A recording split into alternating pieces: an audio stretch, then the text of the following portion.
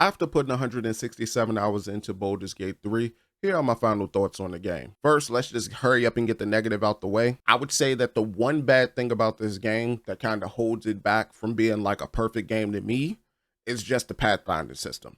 To me, it didn't make any sense why the control key combined with like moving the mouse would make a sharp line, but that sharp line would also be an attack, but everything else would be a smooth line with curves and everything. It would have been nice if there was like a key that would allow you to switch like the pathfinding or the movement style for your character from like a sharp line, which could be like a straight beeline, or something that makes like a 45-degree or 90-degree turns, like jagged wise, or making the lines more smooth so that they have like that curvature on it. It would have been nice if there would have been a way to toggle between the two, but I had a lot of issues where in some fights the characters would try to move themselves when the enemy would be right there. Like, I mean, like legitimately right there. And in some cases, I would have to force them to do an attack by holding control and clicking so that they wouldn't move. Let's just go ahead and get right on into the positives and some of the things that I really enjoyed about the game. To start out, I'll just give my sequencing of how I like the acts. And I would say that I will put it in this particular order. Act 2 is my number 1, Act 1 is my number 2, and Act 3 is my number 3. The only reason why Act 3 is rated as low as it is because one of my favorite companions, one of the people that made up the synergy to my party, was pretty much taken away from me 2 hours into Act, and I didn't really get them back until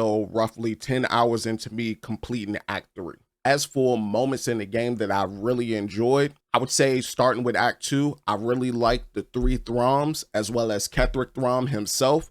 I believe that that made for a great gaming experience. The trick that was associated to the 3 different Throms and like how you could use that to beat them was pretty cool. I would say that the Drink Throm is by far my favorite out of all of them. With Ketheric, you know, he's there because I appreciate his character and like the amount of depth that they put into that particular character. I do think that he's the best out of the main villains that's in the game, but we're gonna hold it there. The reason why I like the Drink Throm like so much is just it was the mechanic that they gave him in terms of like how you could make him vulnerable to attacks. And I thought that that was just pretty interesting. And when it finally clicked for me to be able to actually take him down, it was just like, you know, the light bulb moment, like the aha. It was just, I didn't really get that feeling that much in the game anymore after that.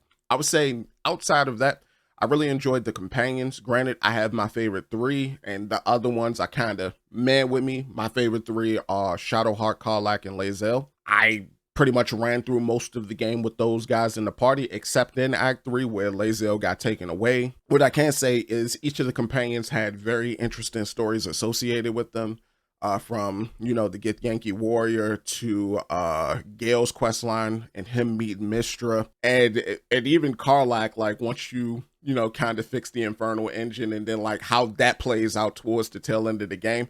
I thought everything resolved perfectly. At least in my playthrough, everything resolved perfectly.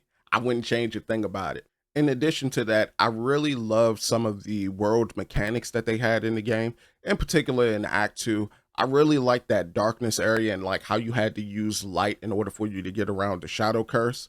I thought that was a very unique touch for it, and not much that you see in video games. Normally, in most of the games that I play, when you have a area that is like kind of plagued or cursed, like your only way of getting through it is getting through it as fast as you possibly can. Whereas what I did in that land in order for me to get around, I know in some cases you could use a torch, but I believe around that time Shadowheart had like her daylight spell. I just put daylight, or is it daylight or daybreak? Either way, I put that spell on like my main characters, my CAC's axe, and I just went around the map like freely without having to worry about it. Now, there were some areas where like the curse is even stronger where it would break the spell. So in those particular instances, I had to get like something very specific that kind of felt like a MacGuffin a bit in order for me to get through the rest of the area. But once I got that, it made the area a little bit easier, but it still made the idea of the mechanic dope as I don't know what. I would say another environmental choice that they had was, it was pretty much an illusion in Act 1 where you go down kind of by like, it's like a beach is how they showcase it to you at first, but it's really a swamp. I thought what they did there was like DMing at its finest, because it was essentially allowing you to do a role for you to unveil what the place actually looks like.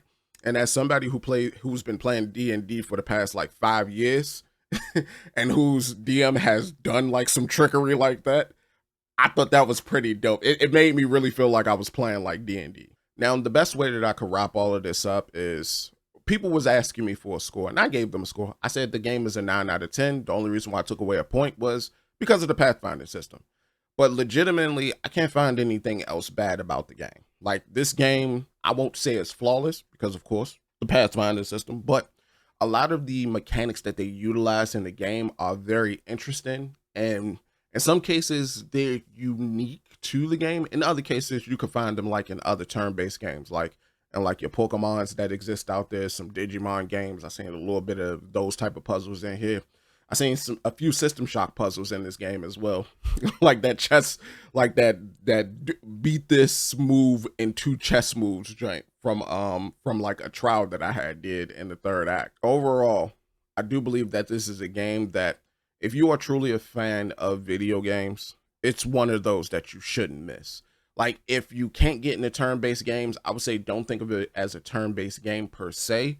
I would say if you've ever had like a want to like do a D&D campaign, this is like the perfect baby's first D&D campaign. And with that said, I think that's my thoughts. I don't really want to go too deep into it, otherwise I'm gonna be here for a very long time. If you enjoyed the video, be sure to leave a like. If you'd like to see more, be sure to subscribe. Until next time I catch y'all, deuces.